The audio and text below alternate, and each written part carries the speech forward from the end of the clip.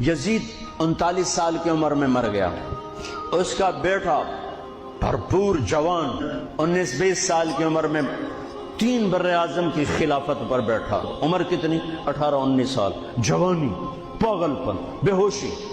40 دن حکومت کی، 40 دن۔ 41ویں دن اپنے سارے خاندان بنو امیہ کو اکٹھا کیا اور آ کر ممبر پہ یوں بیٹھا، کہنے لگا آج ایک بات کرنی ہے تم سے۔